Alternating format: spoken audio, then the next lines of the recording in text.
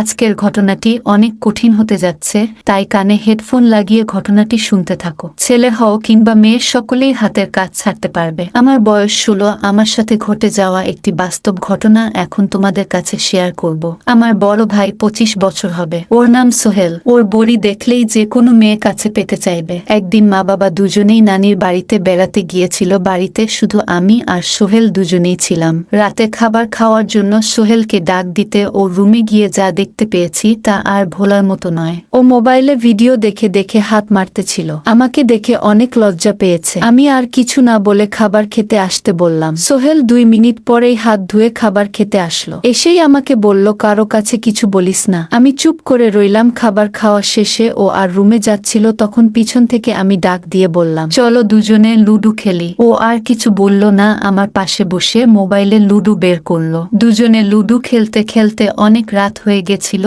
ও বলল, আমি ঘুমিয়ে পড়ব, রুমে চলে যাই। আমি বললাম, রুমে গিয়ে আবার ওগুলো ভিডিও দেখবা। দেখি কেমন ভিডিও। আমি এখন পর্যন্ত এরকম কোনো ভিডিও দেখিনি, আমাকে কি একটু দেখাবে? ও বলল, তুমি লজ্জা পাবে। আমি বললাম, সমস্যা নেই, লজ্জা পাবো না, দেখি। তখন আবার মোবাইলে সেই ভিডিওগুলো বের করলো। আমি বললাম, মেয়েটা মনে হয় অনেক কষ্ট পাচ্ছে, তা না হলে এরকম কাঁদতেছে কেন? ও বলল, কষ্ট না রে, সুখে কান্না করতেছে। আমি বললাম, মোবাইলে ভালো দেখা যায় না, টিভিতে ছাড়ো, টিভিতে দেখি। তারপর মেমোরি ঢুকিয়ে টিভিতে ভিডিওগুলো ছাড়লো। আমি বললাম, এখন তুমি রুমে চলে যাও, আমি একা একাই দেখি। সোহেল বলল, তোমার কি এগুলো ভিডিও ভালো লাগে? আমি মাথা নাড়িয়ে বোঝাতে চাইলাম ভিডিওগুলো আমার অনেক পছন্দ। সোহেল তারপর ওর রুমে চলে গেল। আমি একা একাই সোফায় বসে ভিডিও দেখতেছিলাম। তার একটু পরেই আবার সোহেলকে ডাক দিলাম। বললাম, আমার একা একা ঘুমাতে ভয় লাগতেছে, তুমি কি আমার রুমে থাকবে? সোহেল বলল, সমস্যা নেই, কিন্তু বাবা মাকে কখনো বলিস না কিন্তু। আমি বললাম, সমস্যা নেই, বলবো না। আমি রুমে গিয়ে রুম বাউ করি, তুমি একটু পরে রুমে আসো। এই বলে আমি আমার রুমে চলে গেলাম। সোহেল 10 মিনিট পরেই আমার রুমে আসলো। সোহেলের পরনে ছিল শুধু একটি শর্ট প্যান্ট। অনেক গরম থাকার কারণে আমিও সোহেলকে বললাম, তোমার আরেকটি গেঞ্জি আনো, আমি পরবো। জামা পরে অনেক গরম লাগতেছে। তারপর সোহেল ওর রুমে গিয়ে একটা সেন্ডো গেঞ্জি আর শর্ট প্যান্ট নিয়ে আসলো। বলল, বেশি গরম লাগলে এগুলোই পরো।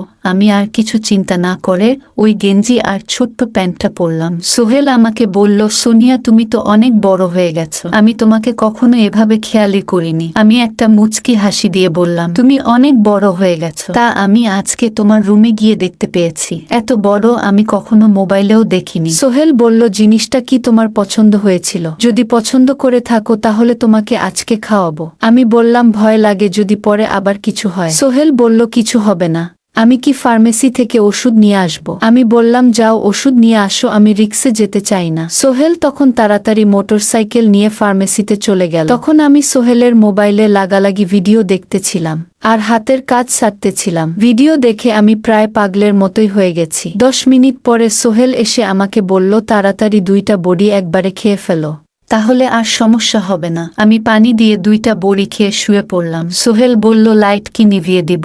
বললাম, লাইট নিভিয়ে দাও, আমার অনেক লজ্জা লাগে। তারপর লাইট নিভিয়ে সোহেল আমার কাছে শুয়ে পড়ল। হাত দিয়ে দেখি অনেক গরম হয়ে রয়েছে আর অনেক শক্ত হয়ে গেছে। আমি বললাম, এত বড় কিভাবে হলো? এটা কি আমি নিতে পারবো? সোহেল বলল, সমস্যা নেই, প্রথমে একটু কষ্ট হলেও পরে সহজে যাবে, আর আমার পাগলি বোনটা অনেক মজাও পাবে। আমি মুচকি হাসি দিয়ে বললাম, কেউ যদি শব্দ শুনে ফেলে? সোহেল বলল, সমস্যা নেই, বাইরে বৃষ্টি হইতেছে, শব্দ বেশি দূরে যাবে না। এই বলে সোহেল সবকিছু রেডি করতে লাগলো। তখনই আমার বাবা কল দিল আমার বড় ভাই সোহেলের ফোনে। সোহেল ফোন রিসিভ করে বলল, দুজনেই দুজনের রুমে শুয়ে পড়ছি খাবার খেয়ে।